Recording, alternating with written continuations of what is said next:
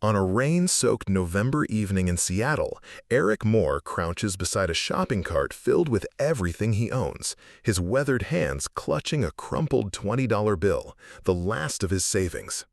What he doesn't know is that the disheveled woman sitting on the cardboard just 10 feet away, shivering in torn clothes and asking for spare change, is actually Alexandra Sterling, CEO of Sterling Tech Industries, a software empire worth $2.8 billion. When Erick decides to share his last 20 with this stranger, he has no idea he's about to change the course of corporate America forever. Before we jump back in, tell us where you're tuning in from, and if this story touches you, make sure you're subscribed, because tomorrow I've saved something extra special for you. The Pacific Northwest had delivered another punishing autumn storm, the kind that drove most people indoors to warm homes and comfortable routines. But for those living on Seattle's unforgiving streets, weather was just another enemy in a daily battle for survival. Erick Moore had learned to read storms differently than most people. At 36, his face carried the map of a man who had traveled from middle-class stability to rock bottom in the span of 2 years. Each line earned through nights spent protecting his 9-year-old daughter Emma from the harsh realities of homelessness.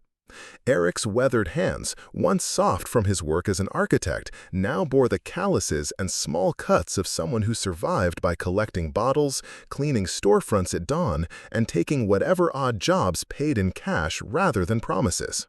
His trained eye, honed through years of designing commercial buildings for Seattle's booming tech industry, had been reduced to scanning construction sites for recyclable materials and identifying which doorways offered the best protection from rain and wind.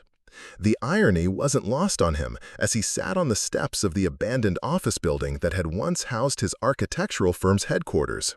3 years ago, Moore and Associates had been more than just a faded business card in his backpack.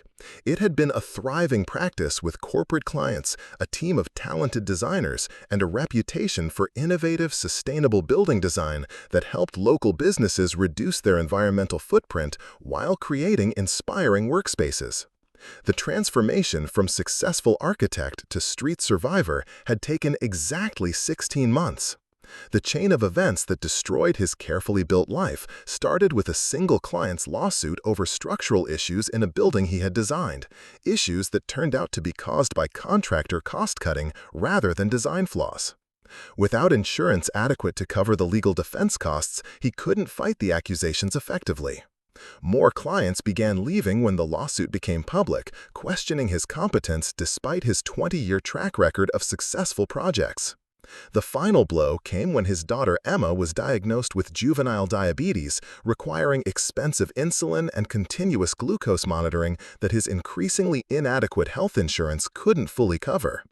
The medical bills consumed his remaining savings, forced him to liquidate business equipment to pay for Emma's treatments, and ultimately led to the loss of their house when he fell behind on mortgage payments while prioritizing his daughter's health over financial obligations. Erick had learned that homelessness with a child was a unique kind of hell. Shelters were overcrowded and often dangerous, with strict rules that separated families and kicked everyone out at dawn, regardless of weather or circumstances.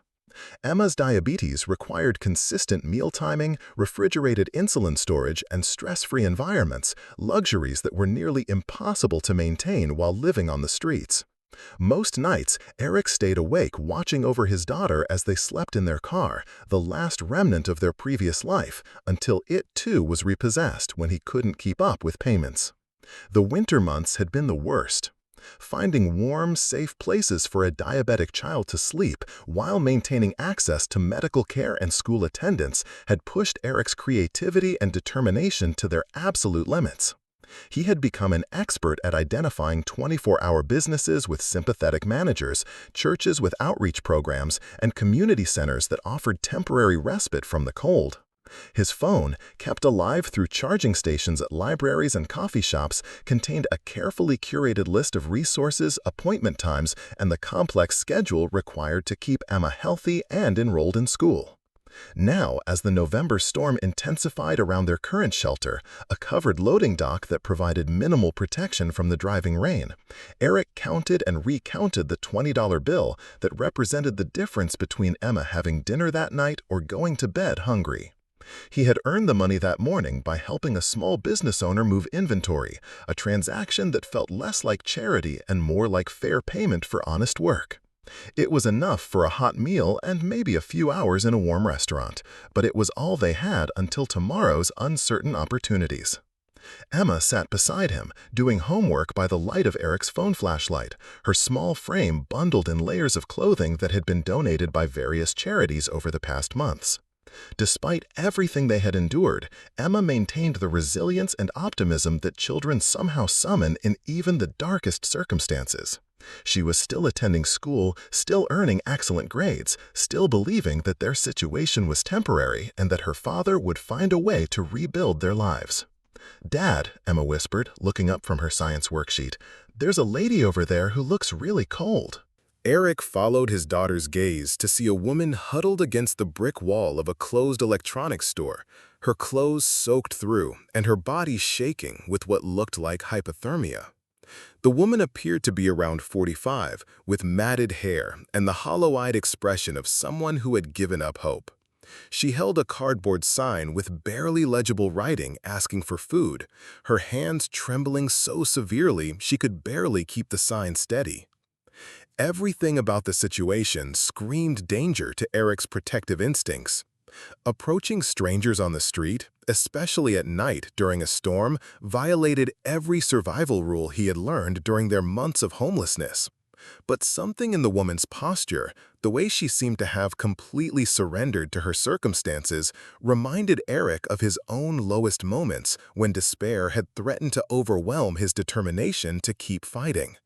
What Erick couldn't have known was that the trembling woman against the wall was Alexandra Sterling, a tech industry titan whose company employed over 12,000 people and whose innovations in artificial intelligence and cloud computing had revolutionized how businesses manage their operations globally.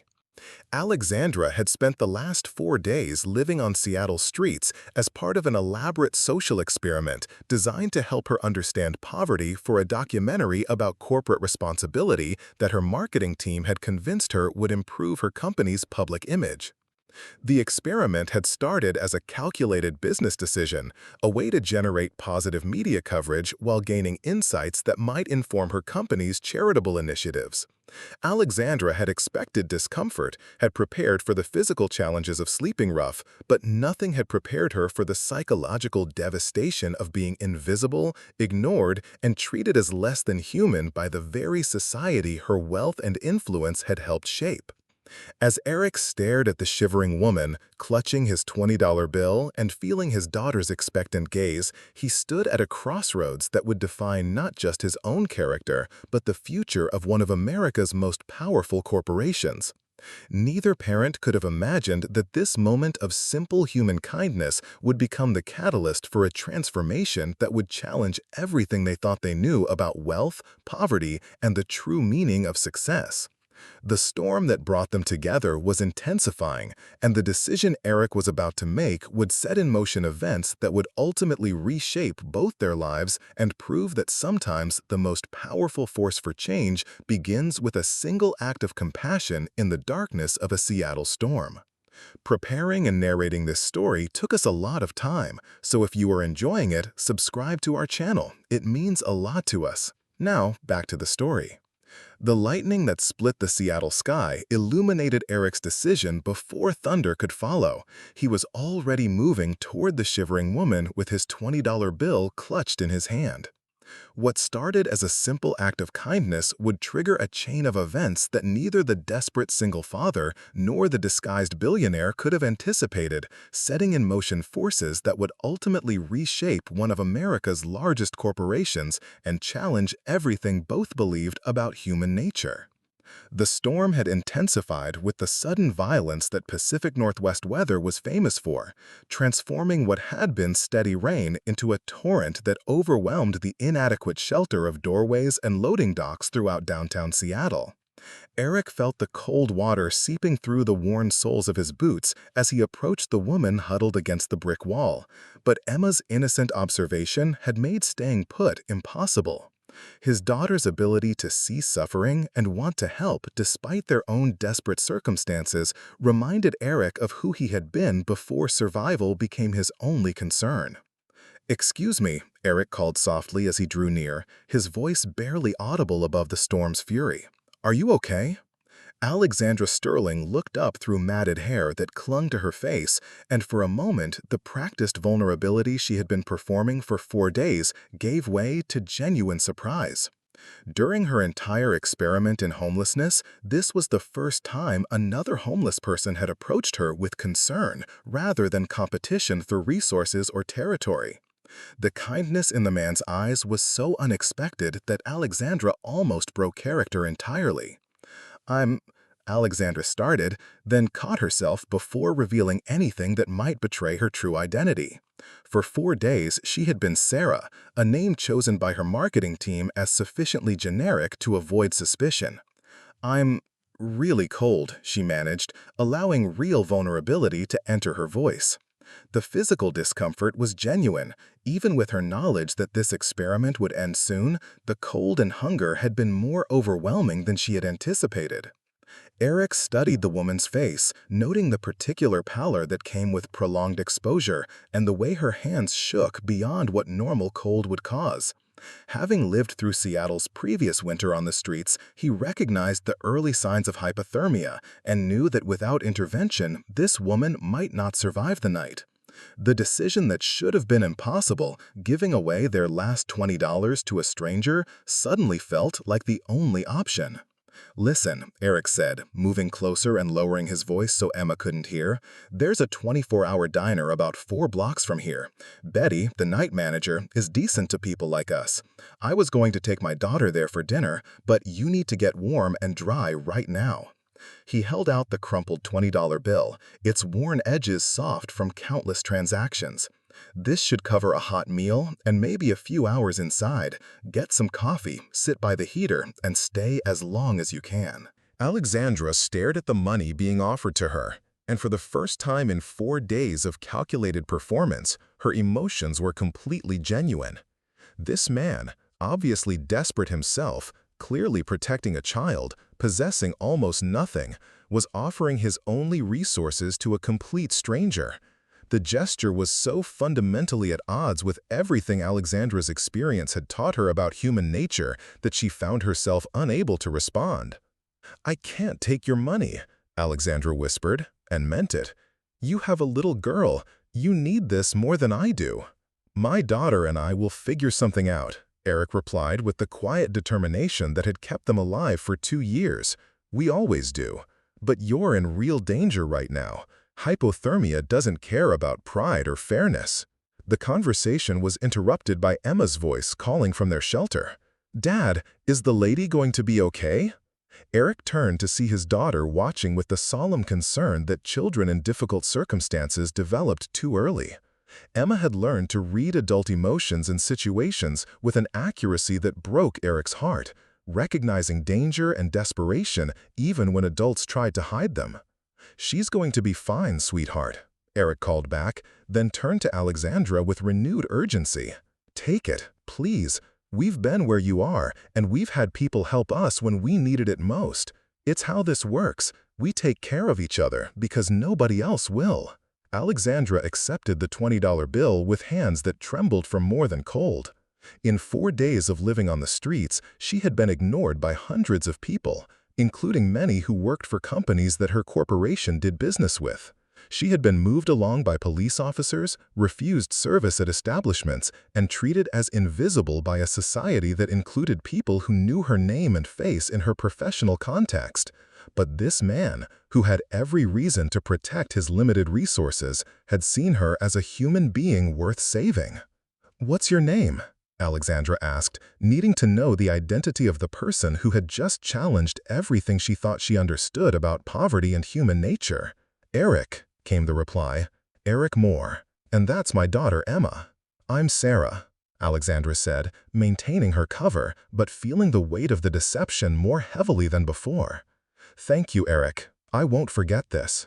As Eric returned to Emma and began gathering their belongings to find alternative shelter for the night, Alexandra remained against the brick wall, clutching the $20 bill and watching the man who had just sacrificed his own security for a stranger's survival. The gesture should have been simple, one desperate person helping another, but for someone who controlled billions of dollars and had never experienced genuine want, it represented a fundamental challenge to her understanding of how the world worked.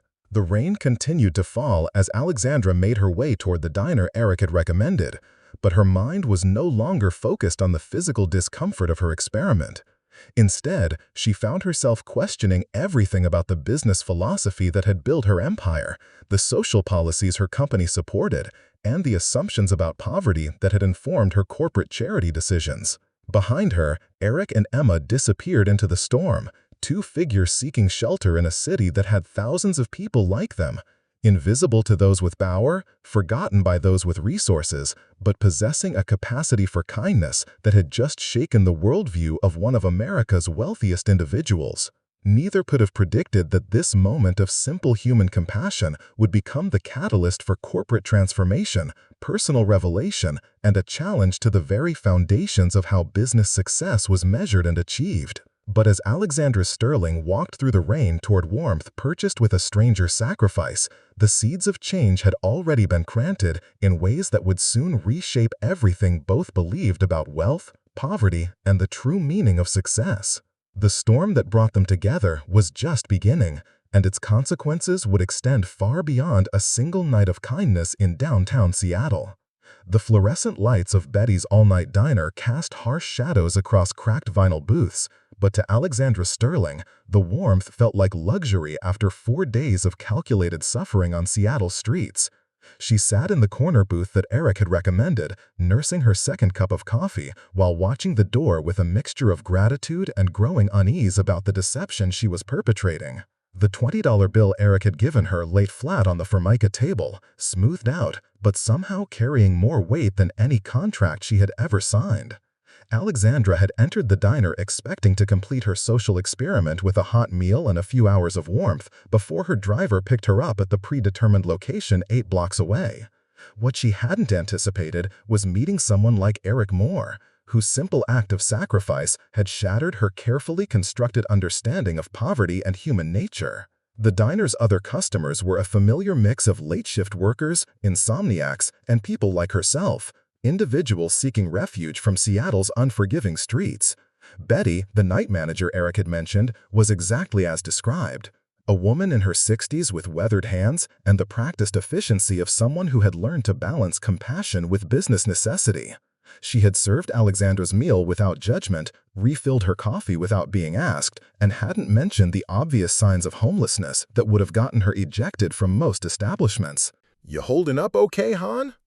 Betty asked during one of her rounds, her voice carrying the warmth that came from genuine concern rather than professional obligation.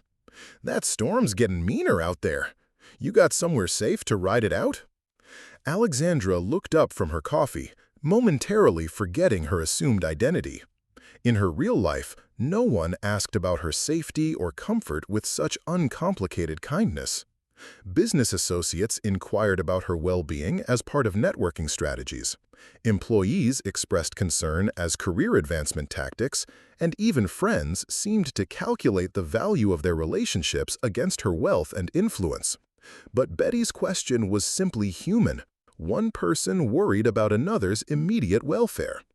"I'm not sure yet," Alexandra replied, the answer more honest than she intended. The truth was that her experiment was supposed to end in 2 hours when her security team retrieved her, but Eric's sacrifice had complicated everything. How could she return to her corporate penthouse and lakefront mansion knowing that the man who had saved her was still struggling to keep himself and his daughter alive in the storm? The diner's bell chimed as the door opened, bringing with it a gust of cold air and a figure Alexandra recognized immediately.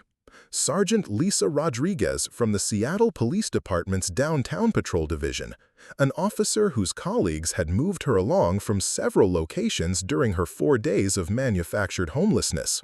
Alexandra pulled her knit cap lower and hunched over her coffee, hoping to avoid recognition that would expose her charade. Rodriguez approached the counter with the weary stride of someone nearing the end of a difficult shift. She ordered coffee and a sandwich, exchanging familiar banter with Betty that suggested this was part of her regular routine.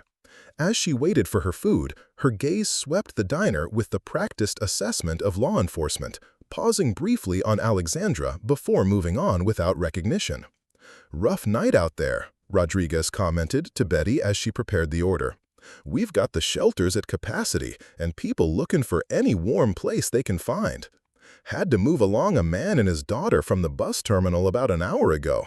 Always hate doing that, but terminal policy is terminal policy." Alexandra's attention sharpened immediately.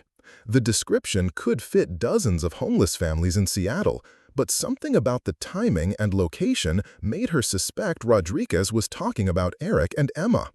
The thought that they might be wandering the storm-soaked streets because she had accepted their $20 filled her with a guilt more intense than any business failure she had ever experienced. "The man with the little girl?" Betty asked, concern evident in her voice. "I know who you mean. They've been coming around for months. That father would do anything for his kid. I've seen him go without food to make sure the girl eats. Good people in a bad situation." "Too many of those these days," Rodriguez replied, accepting her coffee with a grateful nod. "System's not set up to handle families, especially with kids who have medical needs. That little girl's diabetic. Father told me he's been rationing insulin because he can't afford regular prescriptions." The revelation hit Alexandra like a physical blow. Erick hadn't just given away money for dinner. He had potentially sacrificed his daughter's medical care to help a stranger he believed was in immediate danger. The scope of the sacrifice was staggering, made more powerful by the fact that Erick had offered it without hesitation or expectation of recognition or reward. Alexandra found herself standing before she had consciously decided to move, approaching Rodriguez with a mixture of desperation and determination. "Excuse me, officer," she said, her voice steadier than she felt. "The man and child you mentioned, do you know where they might have gone? I have something that belongs to them." Rodriguez studied her face with the careful attention of someone trained to read deception and desperation. "You know them?" she asked, her tone neutral but alert. "The father helped me earlier tonight," Alexandra replied, choosing her words carefully to avoid outright lies while maintaining her cover. "He gave me money for food when I really needed it. I want to return the favor, but I don't know how to find him." The sergeant's expression softened slightly, recognizing the familiar pattern of homeless individuals helping each other survive. "Street people look out for each other more than most folks realize," she said. "If you really want to help, there's a warming center at Sacred Heart that stays open during storms like this. If they're smart, that's where they'll be." Alexandra thanked Rodriguez and returned to her booth, her mind racing with possibilities and complications. Sacred Heart Warming Center was 14 blocks away through a storm that was intensifying by the hour. Getting there would mean abandoning her pickup location and potentially missing her extraction from this experiment entirely. Her security team would panic when she didn't appear at the designated spot. Her assistant would begin making emergency calls, and her carefully orchestrated return to normal life would become a crisis management situation. But the alternative, returning to her corporate empire while Erick and Emma remained in danger, had become impossible to contemplate. The woman who had built Sterling Tech Industries by making calculated decisions based on risk assessment and profit maximization found herself facing a choice that couldn't be reduced to spreadsheets or strategic planning. Betty approached with a coffee refill and the practiced eye of someone who had seen countless people wrestling with difficult decisions in her diner's fluorescent-lit sanctuary. "Whatever you're thinking about," she said quietly, "don't let fear make the choice for you. Regret's a harder companion than risk." Alexandra looked up at this woman whose wisdom came from years of serving Seattle's forgotten populations, people who had been reduced to statistics in the very corporate reports Alexandra reviewed quarterly. For the first time in 4 days of performing homelessness, She felt the weight of genuine uncertainty about her next decision. The comfortable predictability of her scheduled return to wealth and power suddenly felt less appealing than the unknown consequences of following her conscience into the storm. Outside, lightning illuminated the empty streets where Erick and Emma were seeking shelter, while inside the diner, Alexandra Sterling sat with a $20 bill and a choice that would determine whether her social experiment ended as planned or transformed into something none of them could have anticipated. The warming center at Sacred Heart Church buzzed with quiet desperation as Seattle's homeless population sought refuge from the storm that had transformed the city's streets into rivers of freezing water. Alexandra Sterling pushed through the heavy wooden doors, her soaked clothes and disheveled appearance allowing her to blend seamlessly with the dozens of people who had gathered in the church's basement fellowship hall. The space smelled of wet clothing, industrial disinfectant, and the institutional coffee that volunteers ladled from large metal urns. But to those who had spent hours battling the elements, it represented salvation. Alexandra scanned the crowded room, her eyes adjusting to the harsh fluorescent lighting that illuminated faces etched with exhaustion, relief, and the particular weariness that came from chronic displacement.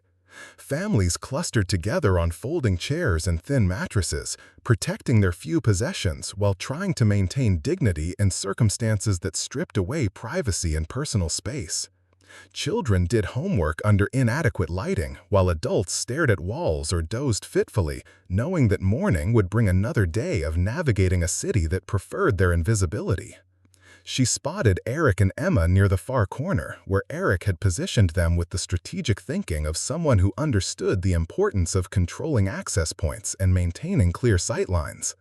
Emma sat cross-legged on a thin blanket, her science workbook open across her lap while she worked by the light of Erick's nearly dead phone. Erick himself sat with his back against the wall, his eyes constantly moving to assess threats and opportunities while maintaining the alertness of a father who couldn't afford to let his guard down.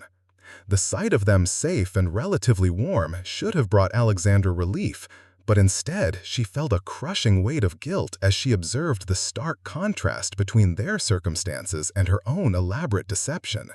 Here was a father who had sacrificed his last resources for a stranger's welfare, now sitting in a church basement while the stranger he had saved possessed the wealth to transform their lives instantly. The moral complexity of the situation was unlike anything Alexandra had encountered in decades of corporate decision-making. Alexandra approached slowly, unsure how to begin a conversation that would accomplish her goals without revealing her true identity. Erick noticed her first, his protective instincts immediately alert to the approach of someone they had encountered earlier under different circumstances. Recognition flickered across his features, followed by surprise and something that might have been concern. "Sarah?" Erick said quietly, using the false name Alexandra had provided hours earlier. "I'm glad you made it somewhere safe. Did you get something to eat?" The simple question, delivered with genuine care for Alexandra's welfare, made the deception feel even more unbearable.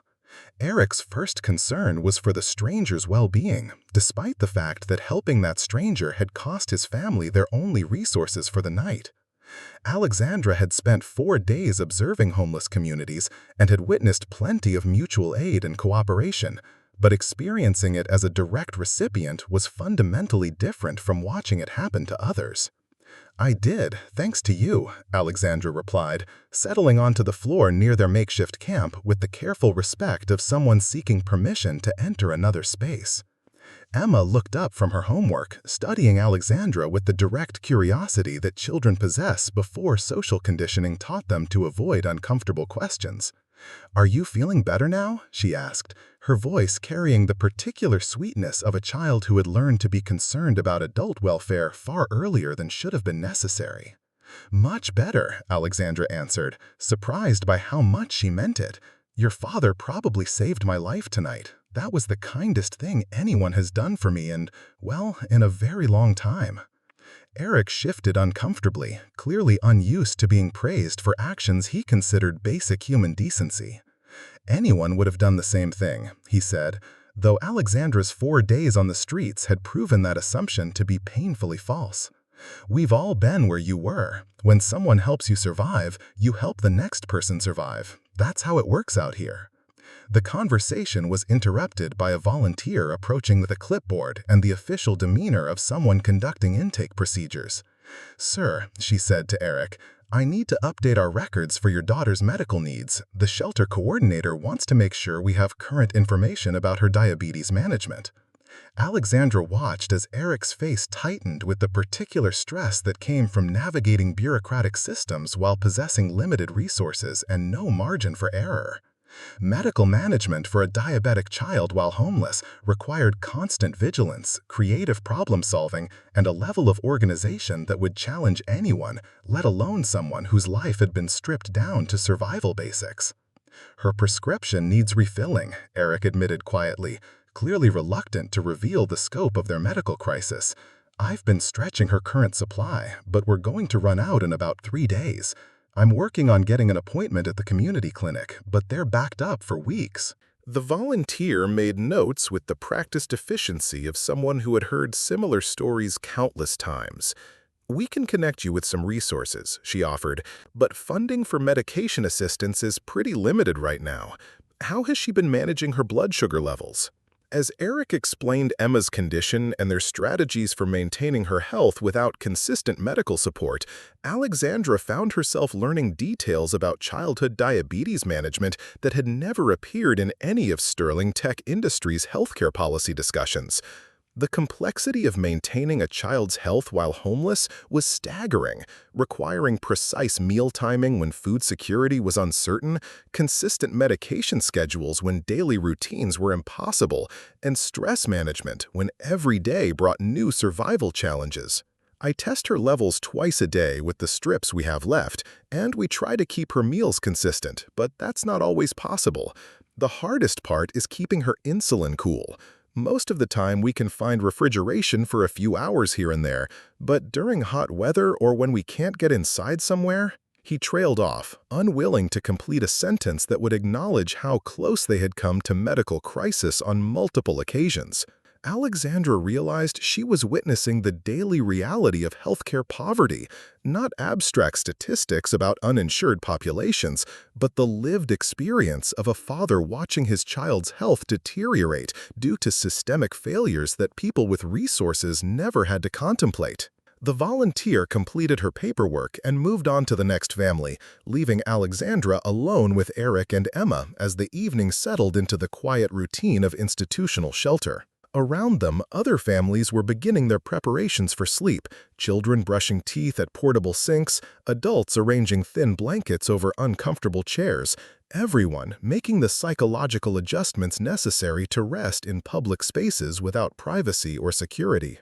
Alexandra realized she was witnessing the daily reality of healthcare poverty, not abstract statistics about uninsured populations, but the lived experience of a father watching his child's health deteriorate due to systemic failures that people with resources never had to contemplate. The volunteer completed her paperwork and moved on to the next family, leaving Alexandra alone with Erick and Emma as the evening settled into the quiet routine of institutional shelter. Around them, other families were beginning their preparations for sleep, children brushing teeth at portable sinks, adults arranging thin blankets over uncomfortable chairs, everyone making the psychological adjustments necessary to rest in public spaces without privacy or security. The volunteer completed her paperwork and moved on to the next family, leaving Alexandra alone with Erick and Emma as the evening settled into the quiet routine of institutional shelter.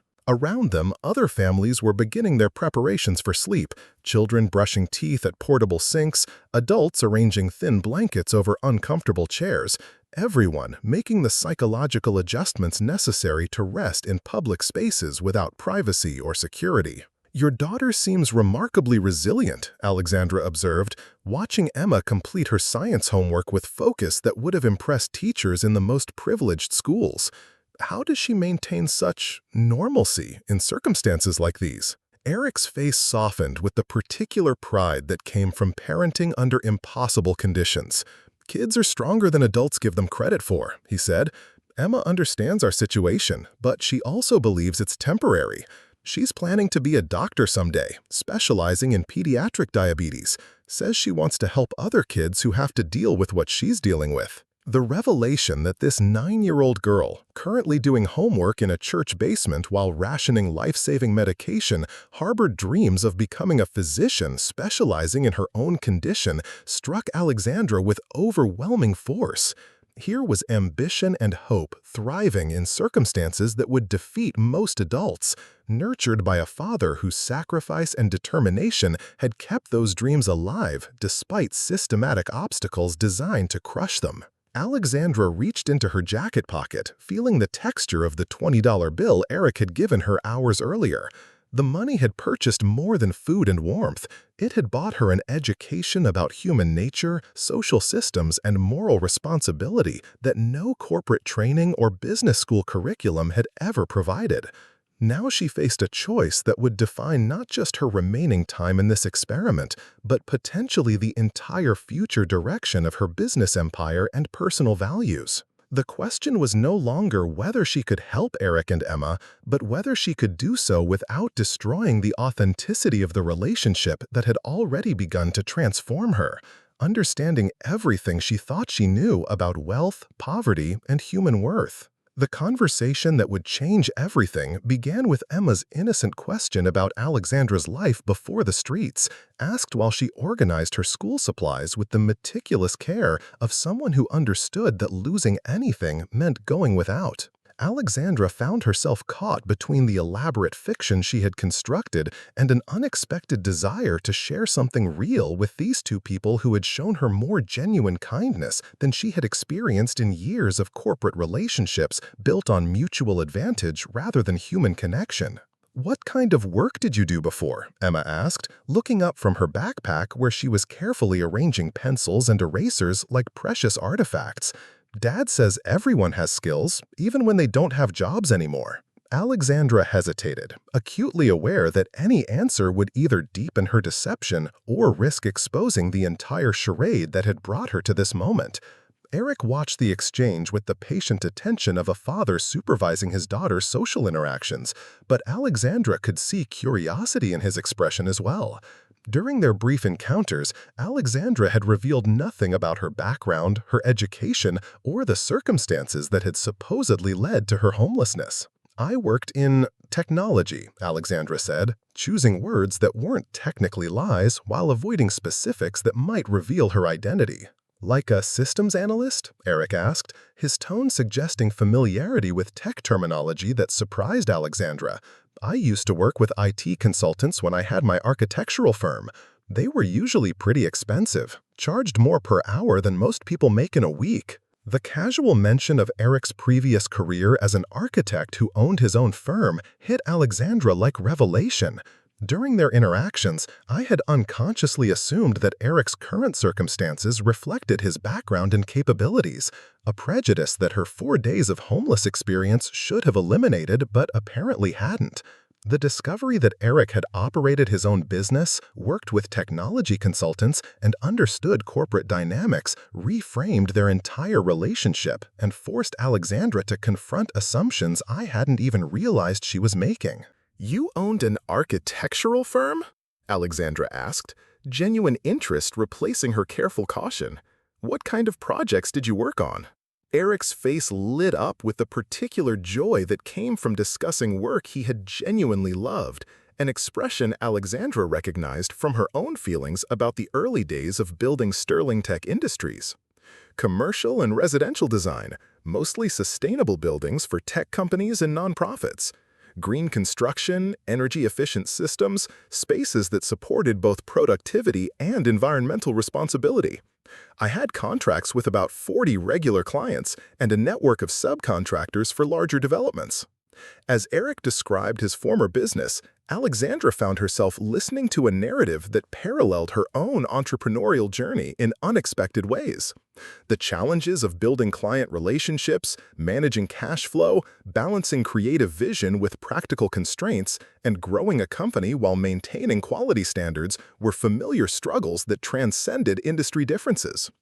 Erick spoke about his work with the passion and expertise of someone who had truly understood his field, making his current circumstances seem even more tragic and unjust. "What happened?" Alexandra asked gently, though she suspected the answer would be painful for Erick to share. "How did you go from running a successful firm to this?" Erick's expression shifted, and Alexandra could see him weighing how much of his story to reveal to someone he had known for less than 12 hours. The decision to trust was clearly difficult, but perhaps the intimacy of their shared circumstances in the warming center, combined with Alexandra's apparent genuine interest, tipped the balance toward openness.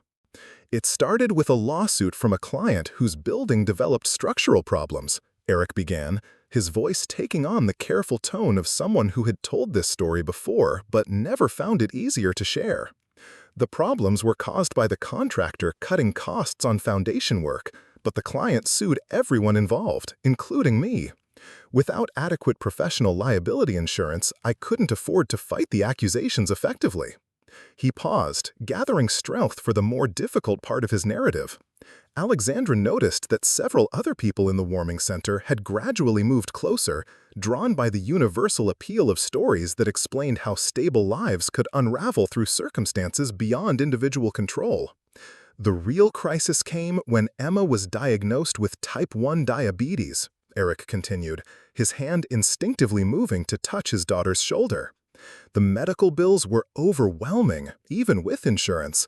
Insulin costs, continuous glucose monitoring supplies, specialist appointments, emergency room visits when we couldn't get her blood sugar stabilized.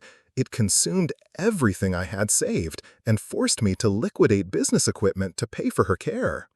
Alexandra listened with growing horror as Erick described the impossible choices he had faced, prioritizing his daughter's health over business obligations, choosing medical care over mortgage payments, watching his professional reputation crumble as he became unable to meet client deadlines or maintain the reliability that small business success required.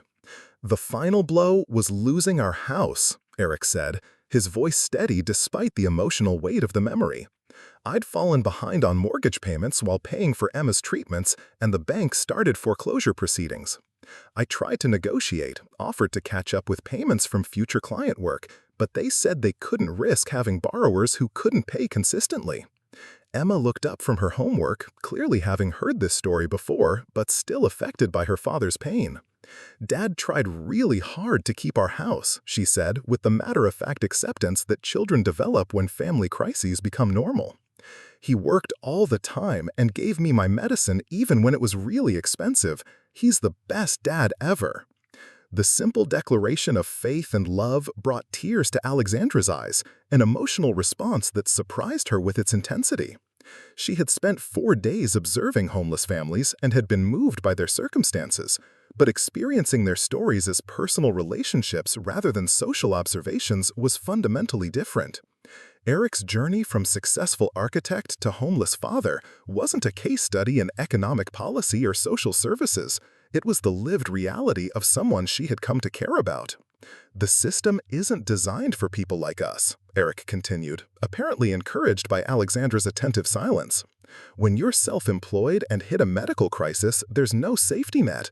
No disability coverage, no family leave, no corporate health benefits to cushion the impact. You're completely on your own, and if you can't maintain your income while dealing with a family emergency, everything unravels incredibly fast." Alexandra found herself thinking about Sterling Tech Industries' employee benefits package, which she had always considered generous and comprehensive. But Erick's experience highlighted gaps in social support systems that her corporate perspective had never revealed. Small business owners, freelancers, and entrepreneurs, the people who took risks to build the economy, often had fewer protections than employees of large corporations. "Have you tried to restart your business?" Alexandra asked, though she suspected she knew the answer. Erick's laugh was bitter, but not resentful. "With what resources? I don't have a computer, drafting software, portfolio samples, or even a permanent address for client communications. Most of my work samples were on equipment that got repossessed or sold. And even if I could overcome those obstacles, who's going to hire a homeless architect? The business world isn't exactly welcoming to people in my situation." The conversation was interrupted by an announcement that lights would be dimmed in 30 minutes, signaling the beginning of the overnight quiet period. Around them, families began settling into their assigned spaces with the efficient routines of people who had learned to sleep in institutional settings. Alexandra realized that her time for casual conversation was ending, and with it, her opportunity to understand more about Erick's experience and capabilities. But more importantly, she was beginning to understand that her social experiment had revealed something far more significant than insights about homelessness.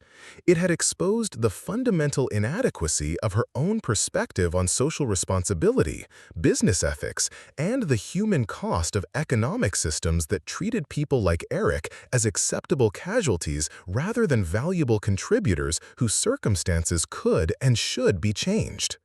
As the warming center settled into its nighttime rhythm, Alexandra lay on her assigned mat with thoughts racing far beyond the confines of her planned 96-hour experience, contemplating possibilities that could transform not just Erick's life, but the entire purpose and direction of Sterling Tech Industries itself. The morning light filtering through Sacred Heart's basement windows brought with it the familiar chaos of a warming center preparing to empty for the day. Alexandra watched as families packed their belongings with practiced efficiency, transforming personal spaces back into institutional anonymity before the 7 a.m. deadline that would return them to Seattle streets. Erick moved through his morning routine with the methodical precision of someone for whom every action had consequences, checking Emma's blood sugar levels, organizing their few possessions, and mentally calculating the day's survival priorities. Alexandra had spent the night wrestling with a decision that grew more complex with each passing hour. Her original extraction plan called for her to walk 8 blocks to a predetermined location where her security team would retrieve her, ending the social experiment and returning her to the comfortable predictability of corporate life. But watching Erick prepare to face another day of uncertainty while managing his daughter's medical needs had made that plan feel like moral cowardice rather than strategic necessity. Emma needs her medication refilled by Friday, Erick was explaining to a volunteer coordinator, his voice carrying the controlled urgency of someone who understood that bureaucratic delays could have life-threatening consequences. I've called the community clinic, but their next available appointment isn't for 4 weeks. Is there anything else we can try? The volunteer, a compassionate woman named Patricia, who clearly knew Erick's situation well, consulted her clipboard with the expression of someone who delivers disappointing news regularly. The Emergency Prescription Assistance Program has an 8-month waiting list, she said apologetically. Your best bet might be the free clinic at Harborview Medical Center, but they only see walk-ins on Tuesdays and the wait is usually 10 to 12 hours. Alexandra listened to this exchange with growing outrage at a healthcare system that forced a father to choose between a full day of waiting for uncertain medical care or continuing to ration his daughter's insulin. The casual acceptance of such impossible choices by both Erick and the well-meaning volunteer spoke to systemic failures that her corporate philanthropy had never meaningfully addressed. "Dad," Emma said quietly, tugging at Erick's sleeve, "I can use less insulin if we need to save my medicine. I don't feel bad when my sugar gets a little high." The matter-of-fact way a 9-year-old offered to risk her health to ease her father's burden broke something fundamental in Alexandra's carefully maintained emotional control. She found herself standing abruptly, her decision crystallizing with sudden clarity that surprised her with its intensity. "Erick," she said, her voice carrying an authority that made both father and daughter look up with immediate attention. "I need to tell you something important. Can we talk privately?" Erick studied Alexandra's face with the wariness of someone who had learned that unexpected conversations often brought unwelcome complications.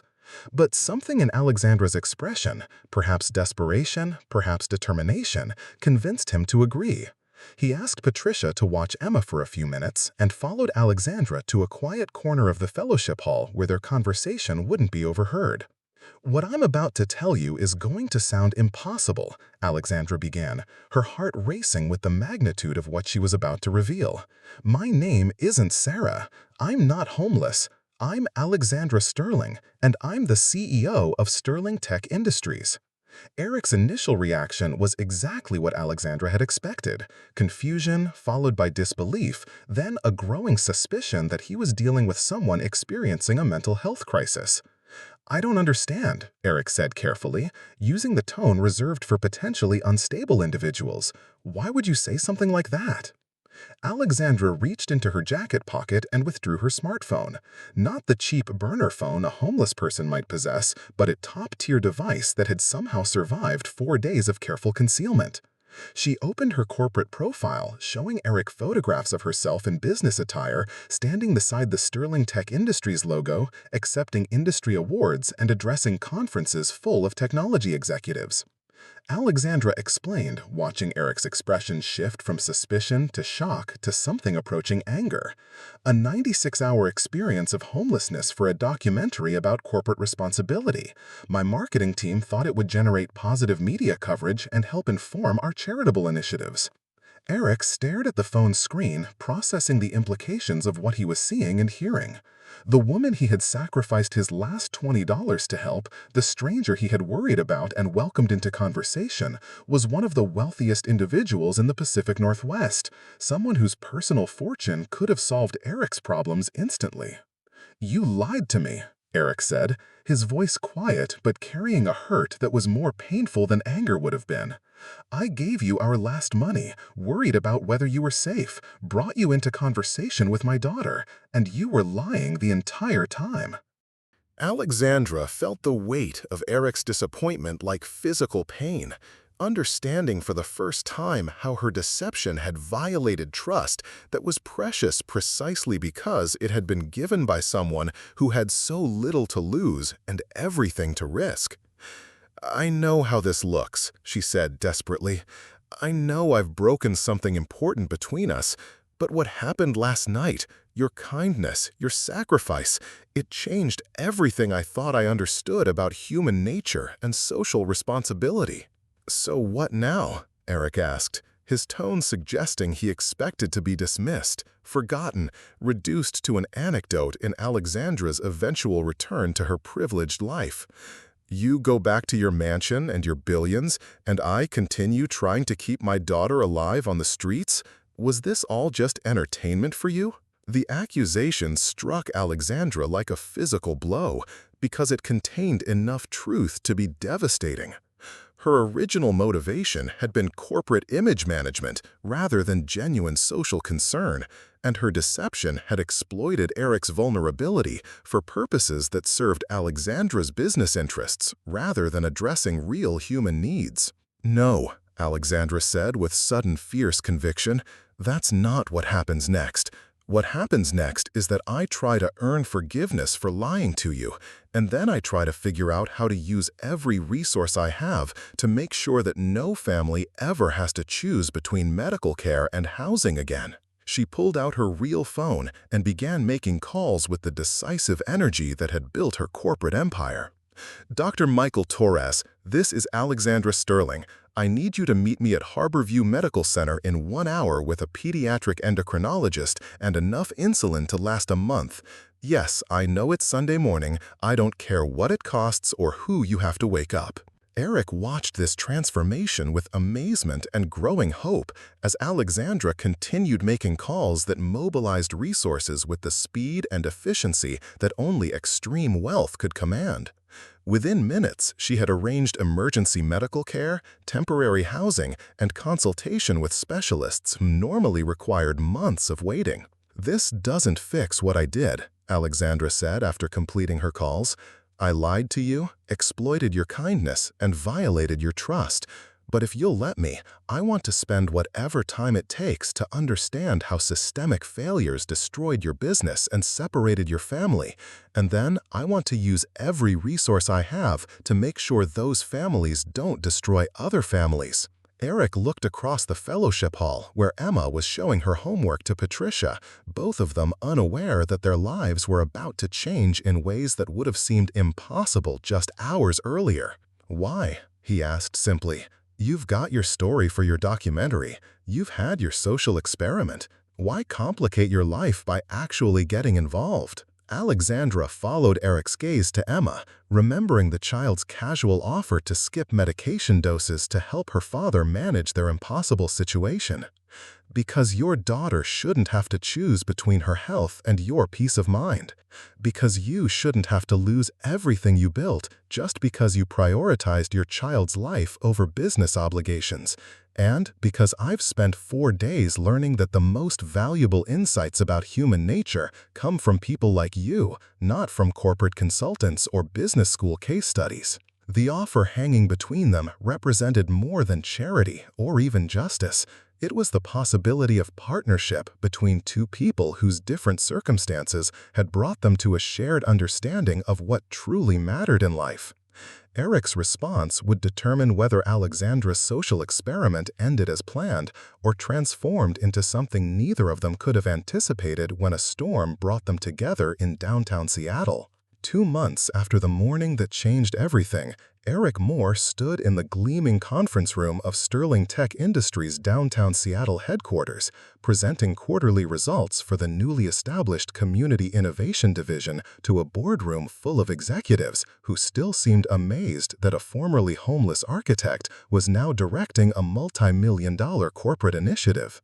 The transformation in both his circumstances and his confidence was remarkable, but the real revolution was happening in the company's approach to social responsibility and business ethics. The Community Innovation Division had emerged from weeks of intensive planning sessions between Erick and Alexandra, conversations that had evolved from awkward attempts at reconciliation into genuine partnership built on shared vision and complementary expertise. Erick's intimate understanding of systemic barriers faced by displaced populations, combined with Alexandra's resources and corporate influence, had created something unprecedented in the technology industry, a business unit dedicated to developing profitable solutions to social problems rather than treating charity as a separate obligation divorced from core operations.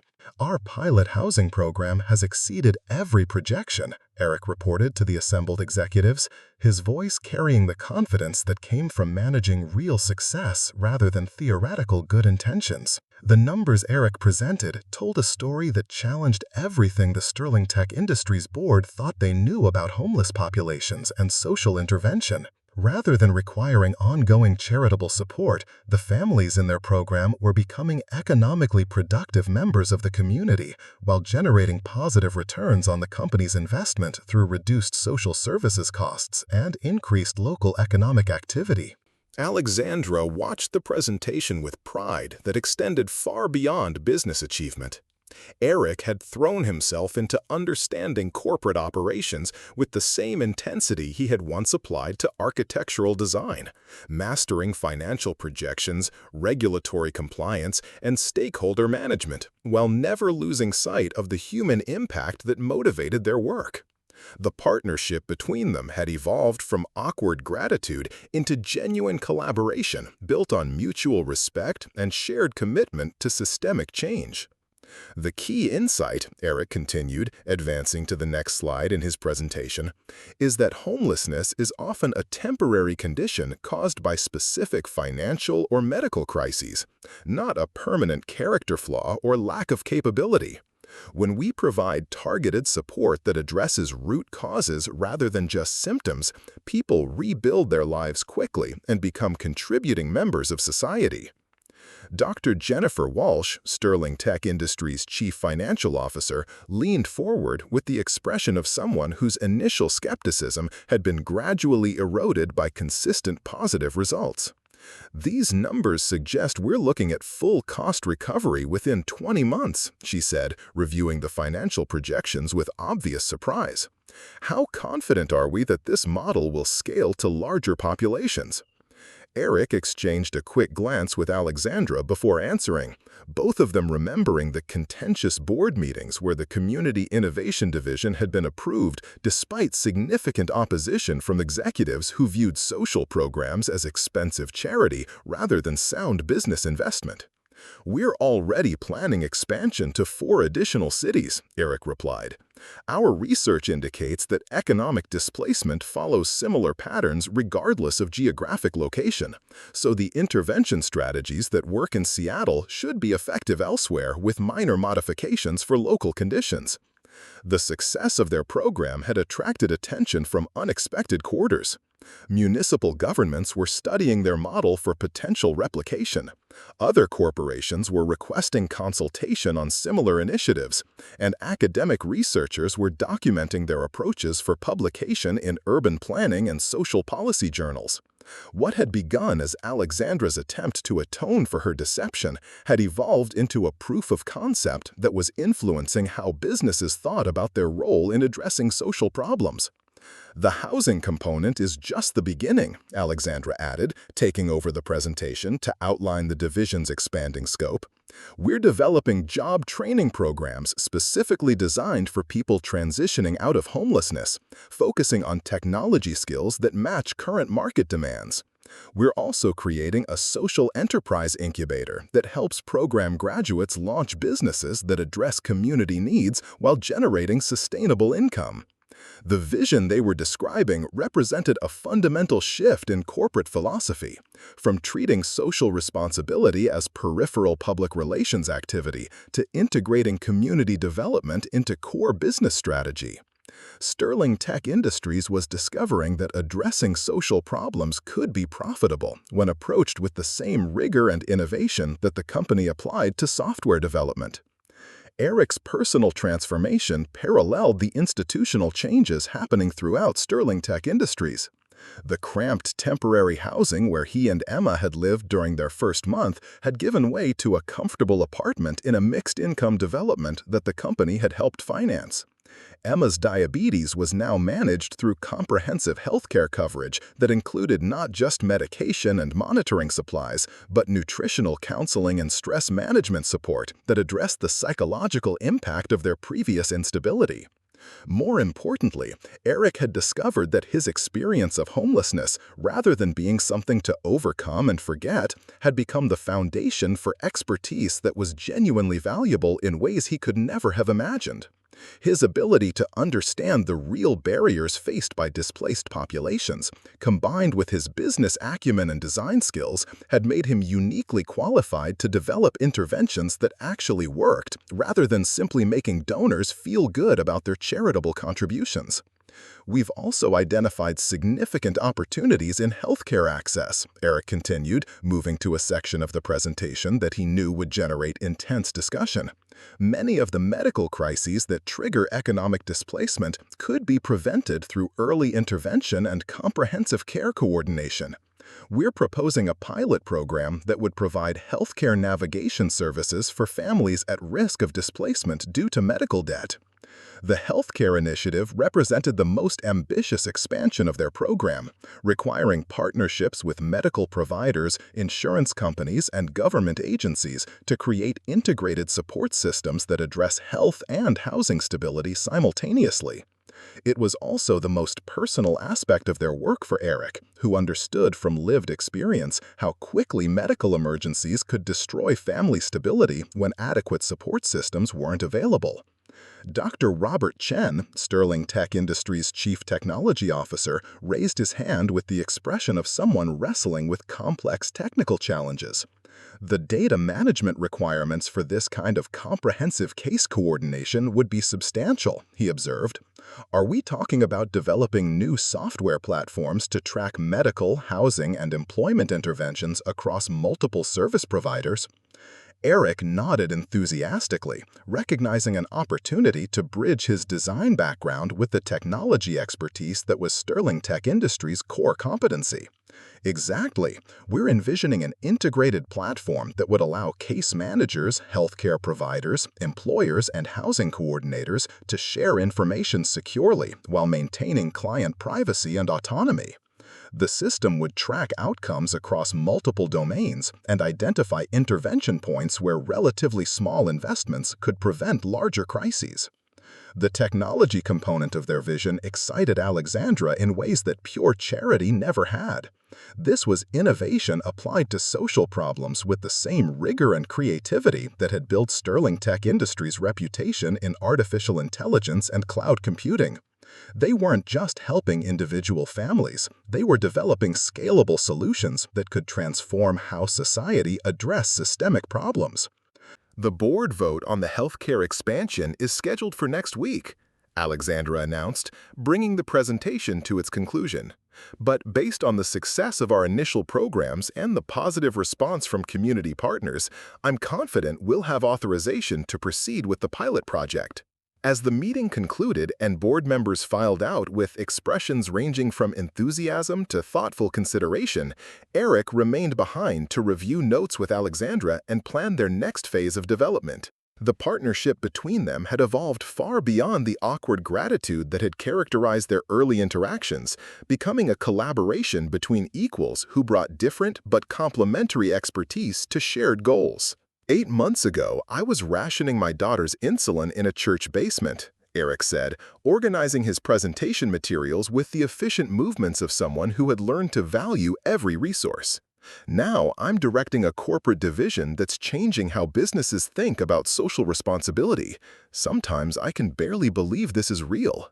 Alexandra looked out the conference room windows at the Seattle skyline, remembering the storm-soaked night when their paths had first crossed through deception and desperation. "What's real is that we're proving something important," she replied, "that business success and social justice aren't competing priorities.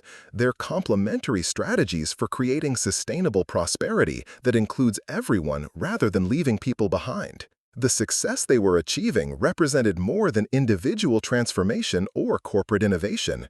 It was evidence that systemic change was possible when people with resources and people with lived experience of problems worked together as genuine partners, rather than maintaining the traditional separation between donors and recipients that characterized most charitable relationships.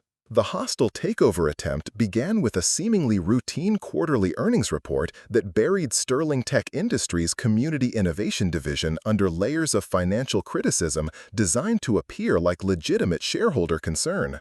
Erick discovered the coordinated attack while reviewing media coverage of their latest program expansion, finding himself reading articles that questioned the division's profitability, criticized Alexandra's leadership judgment, and suggested that the company's social programs were financially irresponsible experiments that diverted resources from core business operations and shareholder returns. The articles appeared simultaneously across multiple business publications, each one citing anonymous sources within Sterling Tech Industries who expressed concerns about the company's direction under Alexandra's leadership. The language was carefully crafted to avoid direct accusations while raising questions about Alexandra's decision-making capacity, the sustainability of social programs, and the appropriateness of involving formerly homeless individuals in corporate management positions. "Listen to this," Erick said, reading from his tablet while he and Alexandra reviewed the coverage in Alexandra's office overlooking downtown Seattle. Sterling Tech Industries shareholders express growing concern about CEO Alexandra Sterling's increasingly erratic focus on social experiments that prioritize ideological goals over fiduciary responsibility to investors. Alexandra felt the familiar tension that came with corporate warfare, but this attack felt more personal and dangerous than typical business competition. The criticism wasn't just targeting the Community Innovation Division, it was systematically undermining her credibility as a leader, while using Erick's background as evidence of poor judgment rather than innovative thinking. "They're not just going after the programs," Alexandra observed, scanning similar articles on her own device. "They're attacking you personally, questioning your qualifications, and suggesting that I'm being manipulated by someone with ulterior motives." This isn't business criticism, it's character assassination, designed to discredit everything we've accomplished. The coordinated nature of the media campaign suggested resources and planning that went far beyond normal corporate disagreement. Someone with significant influence had orchestrated a comprehensive attack designed to create pressure for leadership changes at Sterling Tech Industries, using the company's social programs as a convenient target for criticism while avoiding direct confrontation with Alexandra's track record of business success. Erick had experienced enough discrimination and prejudice during his months of homelessness to recognize the coded language being used to attack his credibility.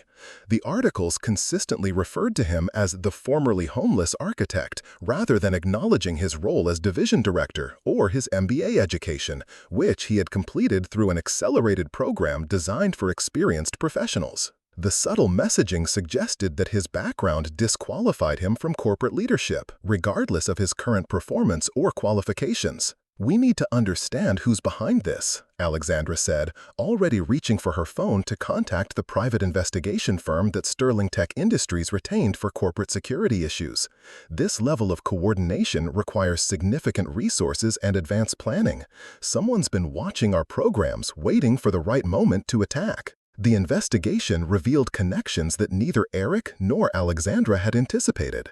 The hostile media coverage was being funded through a network of shell companies that traced back to Meridian Capital Group, a private equity firm specializing in acquiring technology companies and extracting maximum short-term profits through cost-cutting measures that typically included eliminating social programs, reducing employee benefits, and focusing exclusively on quarterly earnings growth. David Kim, Sterling Tech Industries' chief security officer, presented his findings during an emergency meeting in Alexandra's office, his expression carrying the grim satisfaction of someone who had uncovered a sophisticated conspiracy.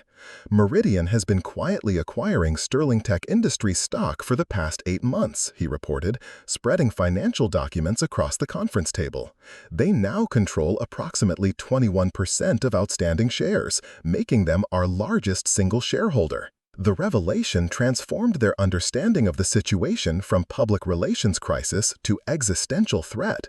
Meridian's acquisition strategy was well known in the technology industry.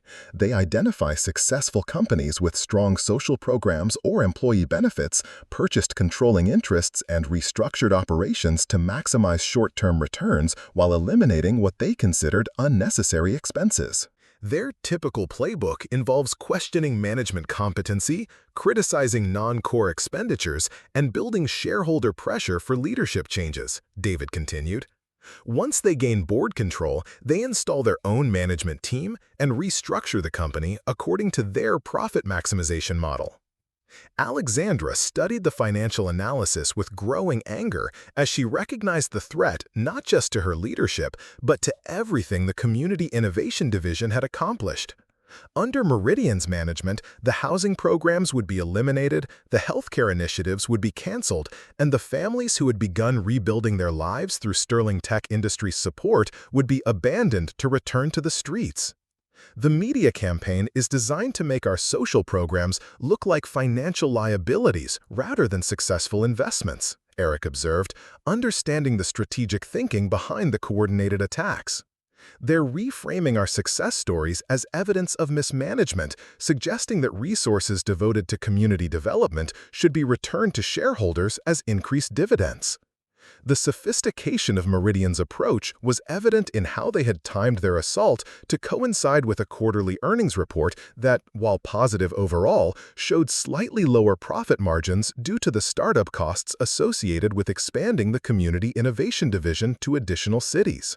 The decreased margins were presented as evidence of poor financial management rather than strategic investment in long-term growth and market development.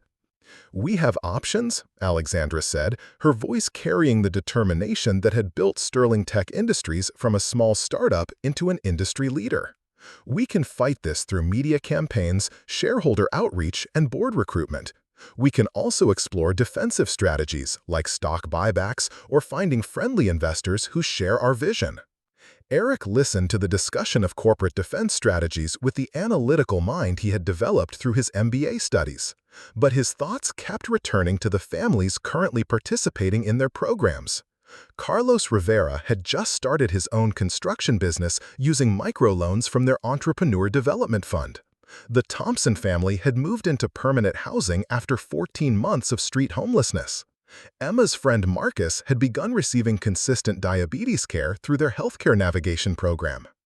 "What happens to the program participants if Meridian succeeds?" Erick asked, voicing the concern that was more important to him than corporate strategy or stock prices. We've made commitments to people who trusted us with their futures. If we lose this fight, we're not just losing business control, we're destroying lives that we helped rebuild.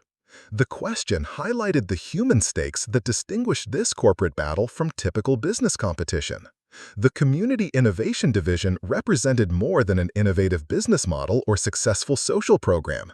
It was a lifeline for families who had exhausted other options and were depending on Sterling Tech Industries' continued support to maintain their stability and continue their progress towards self-sufficiency. Alexandra felt the weight of responsibility that extended far beyond shareholder obligations or corporate governance. She had built Sterling Tech Industries to create value for investors, but the company had evolved into something more significant, a demonstration that business success and social responsibility could be mutually reinforcing rather than competing priorities. "Then we fight," Alexandra said with quiet intensity. "We fight for the families who are counting on us, for the proof that business can be a force for social good, and for the principle that corporations have obligations that extend beyond quarterly earnings reports." The decision to resist Meridian's takeover attempt would require mobilizing every resource Alexandra had built over decades of business success, while Erick would need to transform his understanding of corporate vulnerability into strategic thinking about how to protect programs that had become central to his identity and purpose.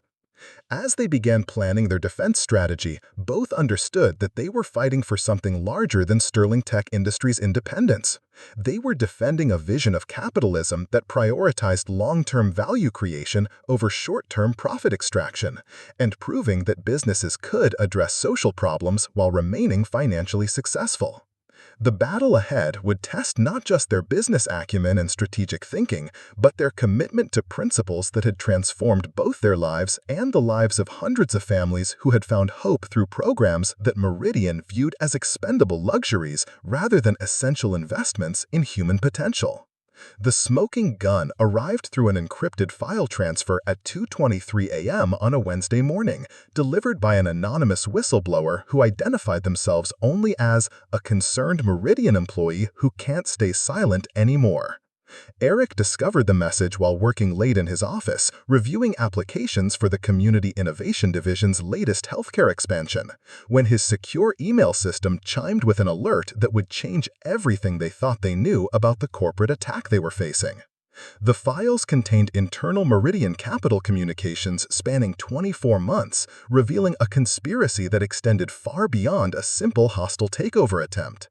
The documents showed that Meridian's interest in Sterling Tech Industries wasn't motivated by the company's financial performance or growth potential, but by a deliberate strategy to eliminate successful social programs that threatened their broader business model across multiple industries. "Alexandra, you need to see this immediately," Erick called, his voice tight with a mixture of excitement and horror as he reviewed document after document that exposed the true scope of what they were confronting.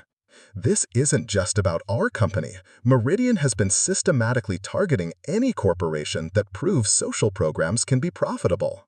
Alexandra arrived within 15 minutes, still in workout clothes from her late-night gym session, her hair pulled back, but her attention immediately focused as Erick began walking her through the explosive revelations contained in the whistleblower's files.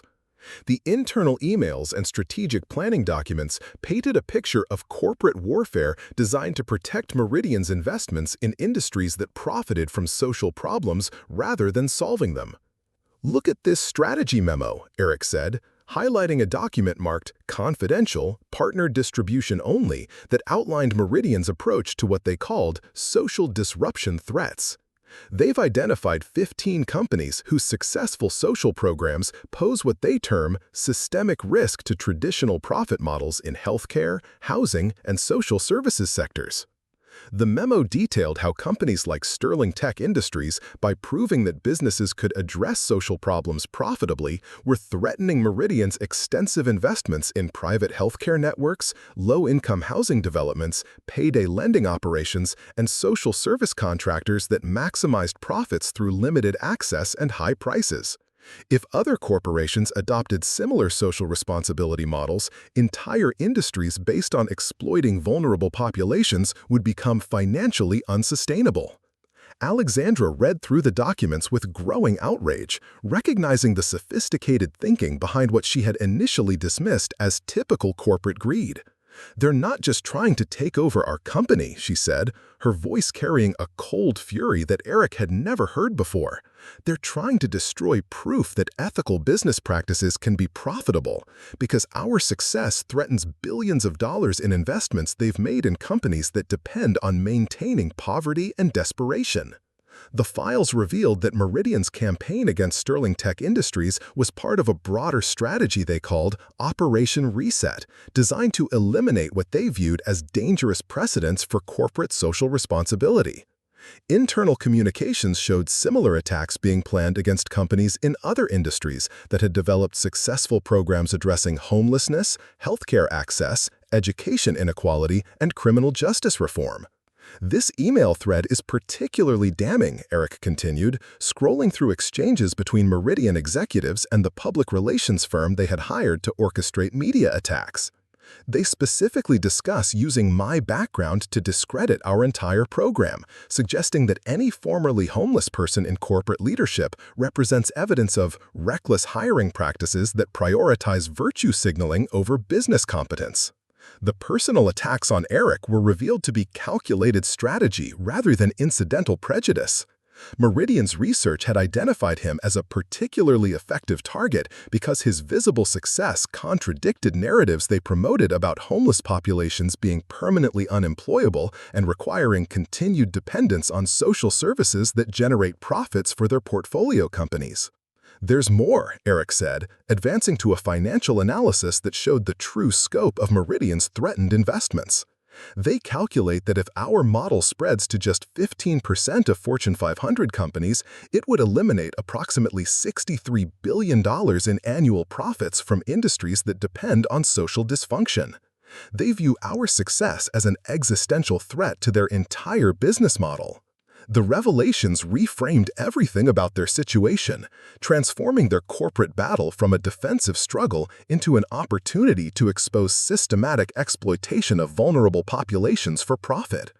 The documents provided evidence of conspiracy, market manipulation, and coordinated attacks on legitimate businesses that could trigger federal investigations and potentially criminal charges against Meridian's leadership. Alexandra began making calls immediately, starting with Sterling Tech Industries' legal team and expanding to federal regulators, investigative journalists, and congressional offices that had been working on corporate accountability legislation. The evidence was so comprehensive and damaging that she knew Meridian would respond with escalated attacks designed to discredit the whistleblower and suppress the information before it could be widely disseminated. "We need to get this information to people who can act on it quickly," Alexandra said, waiting for return calls from Securities and Exchange Commission investigators. "But we also need to prepare for Meridian to accelerate their timeline once they realize their internal communications have been compromised." Erick was already working on a different front, using his network of contacts in homeless advocacy organizations, social service agencies, and community development groups to spread word about Meridian's true agenda. The revelation that their programs were being attacked as part of a broader strategy to protect profits from exploiting vulnerable populations would mobilize allies they hadn't even known they had. "The community response is going to be intense," Erick predicted, forwarding the documents to journalists who specialized in investigating corporate malfeasance. "When people understand that our programs aren't just being criticized for business reasons, but because they threaten profits made from keeping people homeless and desperate, the public relations battle is going to shift completely in our favor." The whistleblower's files also contained information about Meridian's other targets, revealing a pattern of attacks on successful social programs that extended across multiple industries and geographic regions. Companies in healthcare, education, criminal justice reform, and environmental sustainability had all faced similar coordinated campaigns designed to eliminate innovations that threatened Meridian's traditional profit centers. "We should contact the other companies they've targeted," Alexandra suggested, recognizing an opportunity to build a coalition of businesses that shared their commitment to proving that social responsibility and profitability were compatible rather than competing goals. The anonymous whistleblower had included a personal message with the document dump, explaining their motivation for risking her career to expose Meridian's strategy. I joined this firm believing we were creating value through smart investments and efficient capital allocation, but watching us systematically destroy programs that help families rebuild their lives while protecting profits made from human misery made me realize I was working for an organization that represents everything wrong with modern capitalism. Erick felt a deep connection to the whistleblower's moral awakening, remembering his own transformation from someone who had accepted systemic inequality as inevitable to someone who understood that change was possible when people with resources chose to use them ethically. The courage required to risk everything to expose corporate misconduct was something he understood from his own experience of choosing integrity over security. The timing of this couldn't be better, Alexandra observed, reviewing news coverage that showed growing public interest in corporate accountability and social responsibility. The political climate is shifting toward holding businesses accountable for their impact on communities, and this evidence gives us exactly what we need to demonstrate why that accountability matters. As dawn broke over Seattle, both understood that the documents in their possession represented more than evidence of corporate conspiracy. They were proof that their work had become significant enough to threaten established power structures, and that the battle they were fighting extended far beyond their individual companies to encompass fundamental questions about the role of business in society. The whistleblower's courage had given them the ammunition they needed to transform from defensive targets into offensive challengers of a system that profited from human suffering. But using that ammunition effectively would require strategic thinking and moral courage that would test everything they had learned about business, justice, and the price of standing up for principles that transcended profit maximization. The war room atmosphere in Sterling Tech Industries' executive conference suite reflected the magnitude of the battle they were about to wage against forces that had operated in shadows for decades, profiting from human misery while maintaining respectable corporate facades. Erick stood before a wall of monitors displaying real-time news feeds, stock prices, social media sentiment analysis, and coordination boards tracking their multi-front campaign to expose Meridian Capital Group's conspiracy while defending programs that had become lifelines for hundreds of families across the Pacific Northwest. The federal investigation had moved with unprecedented speed once Securities and Exchange Commission attorneys reviewed the whistleblower documents. Within 96 hours, FBI agents were executing search warrants at Meridian offices in New York, Boston, and San Francisco, seizing computers and financial records while federal prosecutors prepared criminal charges for market manipulation, conspiracy to commit fraud, and violations of federal laws governing corporate disclosure requirements. The Justice Department press conference is scheduled for 3 p.m. Eastern, announced Lisa Park, Sterling Tech Industries' newly hired communications director, whose expertise in crisis management had become essential as their defensive corporate battle transformed into a national conversation about business ethics and social responsibility. Deputy Attorney General Harrison will announce the criminal investigation personally, which signals they're treating this as a high-priority case with significant public interest. Alexandra watched the coordination of their response with satisfaction that extended beyond personal vindication to encompass systemic change that could protect other companies committed to addressing social problems through profitable business models. The evidence they had provided wasn't just exposing Meridian's conspiracy, it was revealing an entire network of corporate relationships designed to maintain profitable exploitation of vulnerable populations. Congressional hearings are confirmed for next week, Lisa continued, updating a timeline that showed cascading investigations across multiple federal agencies. The House Financial Services Committee wants testimony about Meridian's market manipulation, while the Senate Commerce Committee is focusing on their coordination with media outlets to spread false information about legitimate business journalism. Erick had spent the morning coordinating with advocacy organizations across the country, mobilizing grassroots support that would demonstrate public demand for corporate accountability, while protecting social programs from future attacks.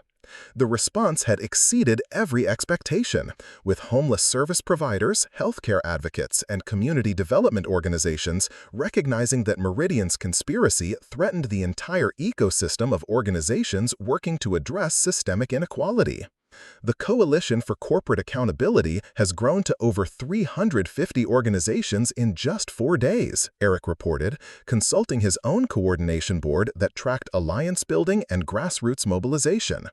We've got endorsements from labor unions, environmental groups, healthcare advocates, and criminal justice reform organizations. Everyone understands that this fight extends far beyond our specific programs. The public relations battle had shifted dramatically once the true scope of Meridian's conspiracy became clear.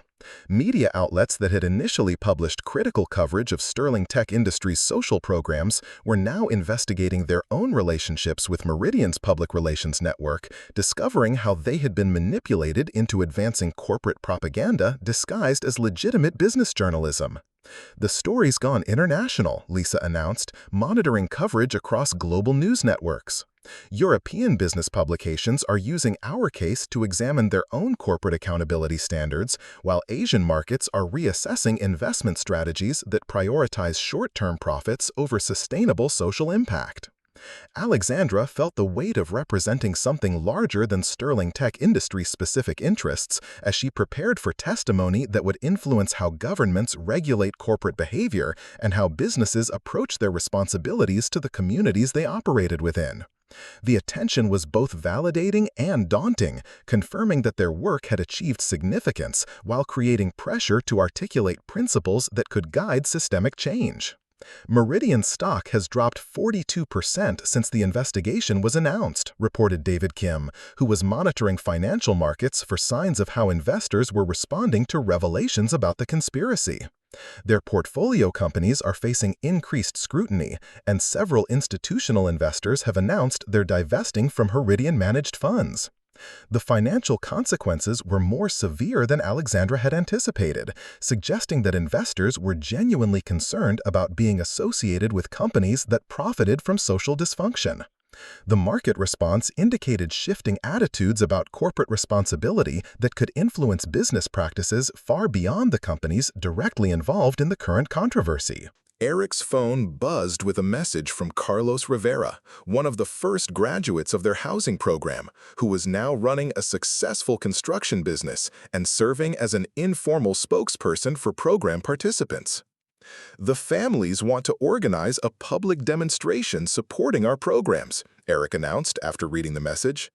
"They're calling it Voices for Second Chances, and they want to hold it during the congressional hearings." The idea of program participants publicly advocating for the services that had transformed their lives represented a powerful counter-narrative to Meridian's attempts to portray social programs as wasteful charity rather than effective investments in human potential. Alexandra immediately recognized the strategic value of authentic voices defending programs based on lived experience rather than theoretical arguments. "We should coordinate with them carefully," Alexandra suggested, understanding that the demonstration could provide compelling visual evidence of their program's success while avoiding any appearance of manipulating participants for corporate public relations purposes. "Their stories are more powerful than any financial analysis we could present." The demonstration planning revealed the depth of transformation that had occurred not just in individual lives, but in how program participants viewed themselves and their role in society. Rather than remaining passive recipients of assistance, they had become advocates for systemic change who understood that their personal success was connected to broader questions of social justice and economic policy. "Emma wants to speak at the demonstration," Erick said, his voice carrying a mixture of pride and concern as he considered his daughter's desire to participate in public advocacy. "She says she wants to tell people how the healthcare program saved her life and helped her father rebuild their future." The image of a 9-year-old girl advocating for programs that had stabilized her diabetes care while enabling her father's return to professional success encapsulated everything that was at stake in their battle against Meridian's conspiracy. Emma's story represented proof that investing in families facing crisis could generate returns measured not just in financial terms, but in human potential realized and contributions to community prosperity. The timing couldn't be more perfect, Lisa observed, coordinating media coverage that would juxtapose authentic stories of transformation against corporate strategies designed to maintain profitable exploitation. When congressional representatives see actual families whose lives have been changed by these programs, it's going to be impossible for anyone to defend Meridian's approach. As afternoon approached and federal prosecutors prepared to announce criminal charges against Meridian's leadership, Erick and Alexandra stood together in the conference room where their partnership had first been formalized months earlier. The view of downtown Seattle remained the same, but their understanding of their role in the city and the broader society had been fundamentally transformed by the battle they were fighting. 8 months ago, we were just trying to prove that businesses could address social problems profitably, Erick reflected, watching news crews gather outside the federal courthouse where Meridian executives would soon be arrested. Now, we're fighting to protect an entire approach to capitalism that prioritizes human dignity alongside financial returns. Alexandra nodded, recognizing that their personal journey from deception to partnership had become a symbol of broader possibilities for how wealth and power could be used to address rather than exploit social problems. The outcome of their battle would influence not just Sterling Tech Industries' future, but the fundamental question of whether American capitalism could evolve beyond extractive profit maximization towards sustainable value creation that includes everyone rather than leaving people behind. The announcement of criminal charges would mark the beginning of the final phase of their confrontation with forces that had operated in shadows for decades. But victory in the legal arena would only be meaningful if it created lasting change in how businesses approached their responsibilities to the communities that enabled their success. The federal courthouse steps in downtown Seattle had been transformed into an amphitheater of justice as hundreds of families whose lives had been changed by Sterling Tech Industries gathered to witness the conclusion of a legal battle that had captured national attention and redefined corporate accountability standards. Erick stood at the microphone podium preparing to address the crowd while federal prosecutors inside the building announced plea agreements that would send Meridian Capital Group's senior executives to federal prison while dismantling their network of companies that had profited from systematic exploitation of vulnerable populations. The settlement terms exceeded every expectation Alexandra had held when they first decided to fight Meridian's conspiracy. Beyond the criminal convictions that would remove the key architects of corporate exploitation from positions of power, the civil penalties included over $3 billion in restitution that would fund social programs nationwide, mandatory divestment from industries that profit from human misery, and court-ordered transparency requirements that would prevent similar conspiracies from operating in secret. Today, we celebrate more than legal victory, Erick began, his voice carrying across the crowd of program participants, community advocates, Sterling Tech Industries employees, and federal officials who had gathered to mark the end of a confrontation that had become a symbol of resistance against corporate greed. The crowd included faces that told the story of transformation the Community Innovation Division had achieved over the past year.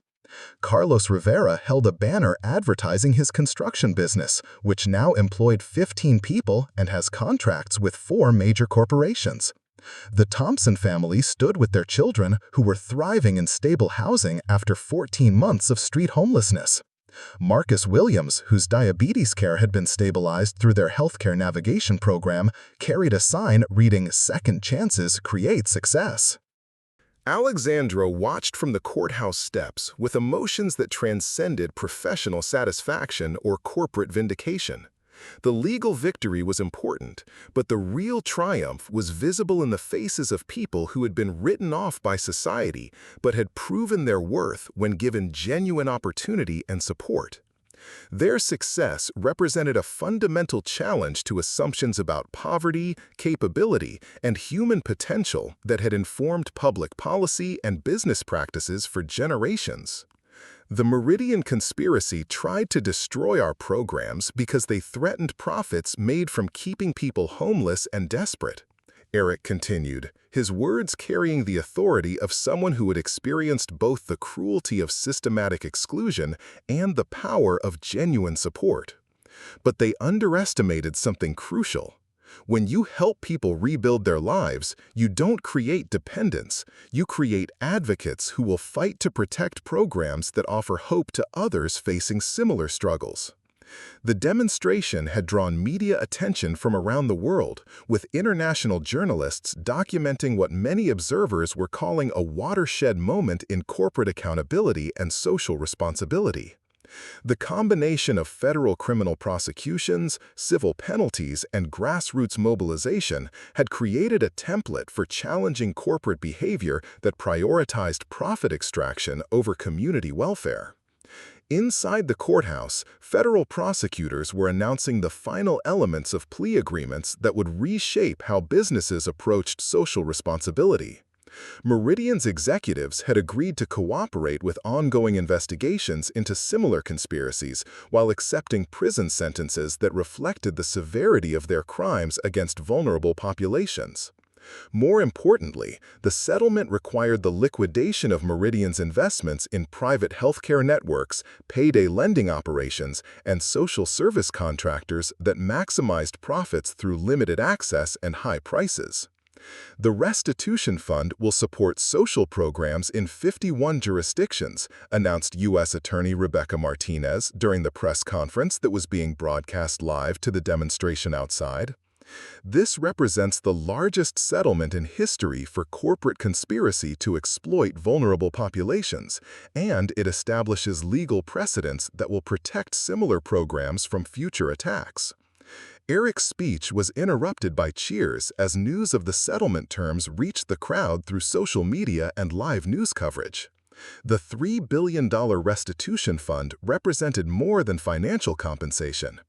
It was validation that their approach to addressing social problems through business innovation was not just morally correct, but economically superior to exploitation-based profit models.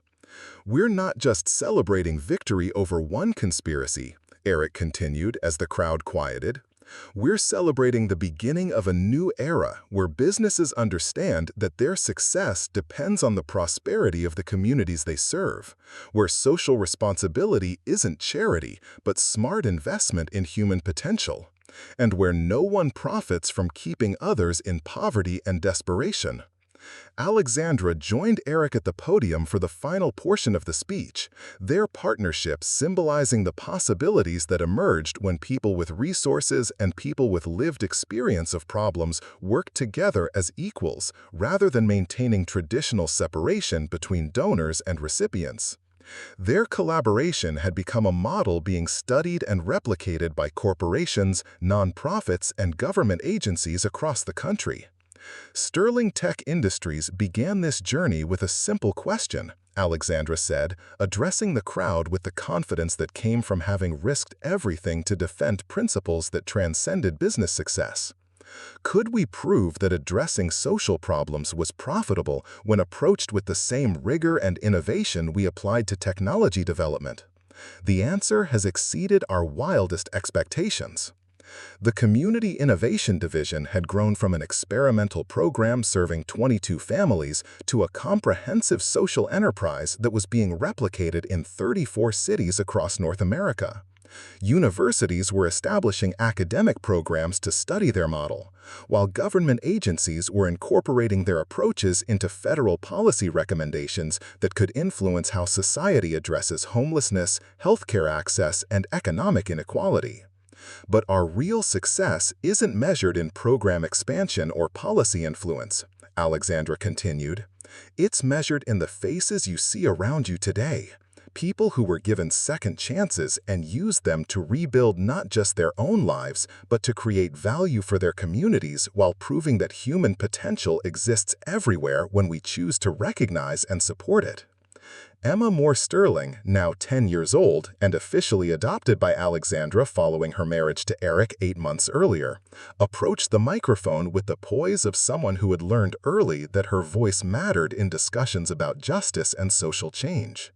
Her presence represented the personal transformation that had paralleled their professional partnership, creating a family united by shared commitment to principles that extended far beyond individual success. "My dad taught me that helping people isn't just nice, it's smart," Emma said, her voice clear and confident as she addressed the crowd of adults who had gathered to celebrate victories she had helped inspire.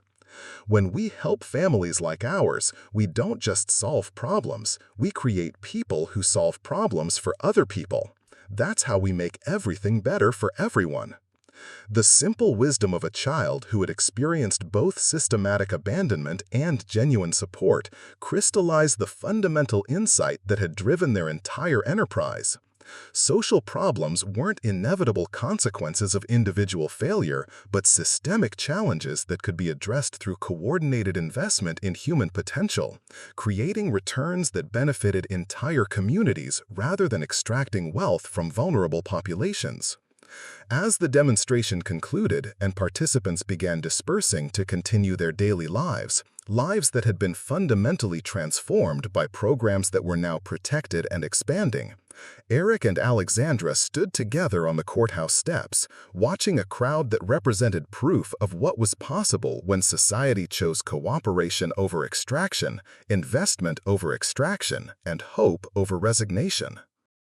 The legal victory was complete, but their work was just beginning as they prepared to scale their model nationally while continuing to innovate approaches to business that prioritize sustainable value creation for all stakeholders rather than short-term profit maximization for wealthy investors who contributed nothing to community prosperity.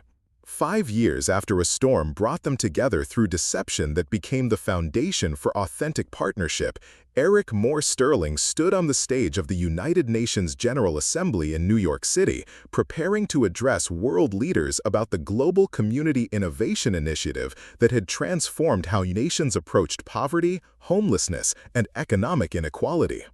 The man who had once rationed his daughter's insulin in a church basement now served as Director General of Social Enterprise Development for the United Nations, while his wife Alexandra had revolutionized Sterling Tech Industries into the world's largest social impact corporation. The transformation extended far beyond their personal circumstances to encompass systematic change in how society understood the relationship between business success and community welfare. The model they had pioneered in Seattle was now operating in 57 countries, having demonstrated that addressing social problems through sustainable business practices generated superior economic returns while creating more stable and prosperous communities than traditional charity or government assistance programs. "Distinguished delegates," Erick began, his voice carrying the authority that came from proven success rather than theoretical expertise. "5 years ago, my daughter and I were homeless in Seattle, surviving through the kindness of strangers and the inadequate safety net that most wealthy nations provide for families facing crisis. Today, I address you as proof that every person experiencing poverty possesses untapped potential that, when properly supported, becomes a source of innovation and economic growth rather than social burden." The General Assembly Hall was filled with representatives from nations that had implemented various aspects of the community innovation model, each adapting the core principles to local conditions while maintaining the fundamental insight that poverty was a solvable problem when approached with the same rigor and resources that businesses applied to other complex challenges. The results had been remarkable across diverse economic and cultural contexts, suggesting that the approach represented universal principles rather than solutions specific to American capitalism. Alexandra watched from the diplomatic gallery with emotions that transcended professional pride or personal satisfaction. Their marriage had become a symbol of partnerships that bridged different worlds of experience, while their family, which now included Emma and 3 younger children they had adopted through the family reunification program Sterling Tech Industries had developed, represented possibilities that emerged when society chose inclusion over exclusion. The community innovation approach has generated measurable results that challenge fundamental assumptions about social policy and economic development, Erick continued, advancing to slides that displayed outcomes data from programs operating across 6 continents. Families participating in comprehensive support programs achieve economic self-sufficiency at rates exceeding 89%, while generating community economic activity that creates additional employment opportunities and increased tax revenue that more than offsets program costs. The statistics represented more than successful social policy. They documented a revolution in how societies could organize economic activity to benefit everyone rather than concentrating wealth while abandoning those who face temporary setbacks or systematic barriers. Countries implementing community innovation principles were experiencing reduced crime rates, improved educational outcomes, better public health indicators, and increased social cohesion alongside traditional measures of economic growth. But our most important discovery wasn't statistical, Erick said, his tone shifting to reflect the personal transformation that had motivated their work from the beginning. We learned that the distinction between deserving and undeserving poor, between productive and dependent citizens, between job creators and job seekers are false categories that prevent us from recognizing the potential that exists in every person when they receive genuine opportunity and support. The audience included representatives from nations that had initially resisted community innovation approaches, viewing them as expensive luxuries that wealthy countries could afford but developing economies couldn't justify. However, pilot programs in countries across Africa, Asia, and Latin America had proven that the model was actually more affordable than traditional approaches because it generated economic returns that funded expansion while reducing long-term social service costs. President Isabella Rodriguez of Mexico approached the podium to introduce a resolution that would establish community innovation principles as part of the United Nations Sustainable Development Goals, creating international frameworks for cooperation and resource sharing that would accelerate implementation in nations lacking initial capital for comprehensive programs. The global community faces unprecedented challenges from climate change, technological displacement, and economic inequality. President Rodriguez said, addressing assembled delegates who represented over 5 billion people struggling with various aspects of poverty and social instability.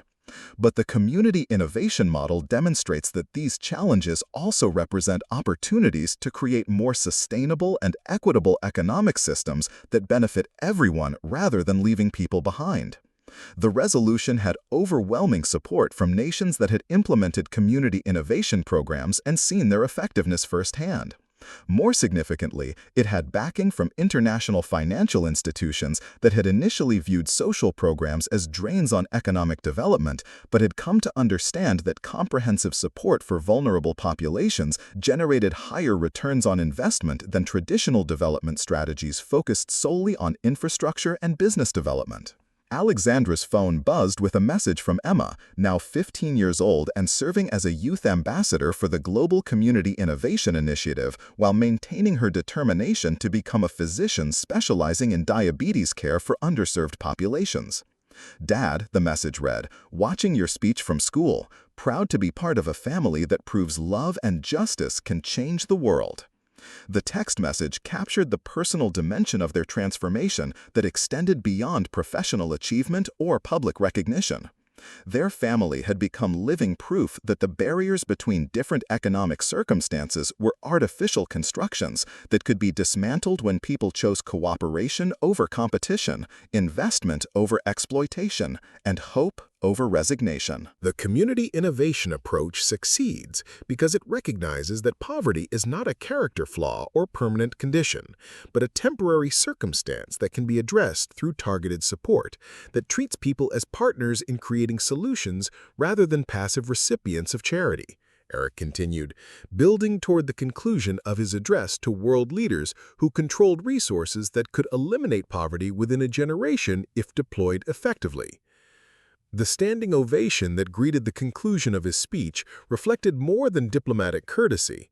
It represented recognition that their model had achieved something unprecedented in international development by proving that addressing social problems was profitable when approached with genuine commitment to human dignity and potential, rather than maintaining systems that benefited from desperation and inequality. As delegates began voting on the resolution that would embed community innovation principles into international law and development policy, Erick and Alexandra found themselves in the UN lobby, surrounded by representatives from nations eager to implement programs that had transformed millions of lives while generating economic returns that funded continued expansion. 12 years ago, you knocked on my door during a storm, Alexandra said, remembering the night that had initiated their journey from deception to partnership to global leadership in social innovation.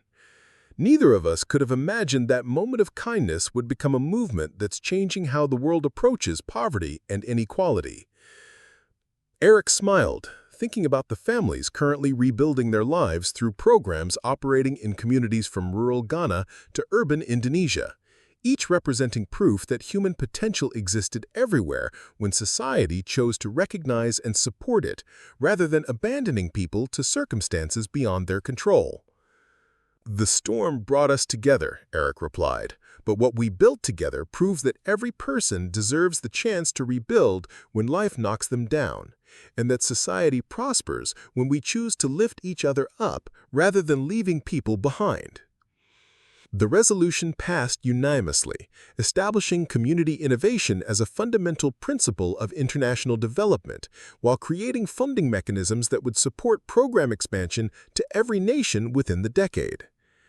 Their personal transformation from desperate single father and isolated billionaire to partners in global social change had become a template for possibilities that emerged when people chose justice over profit, cooperation over competition, and hope over resignation.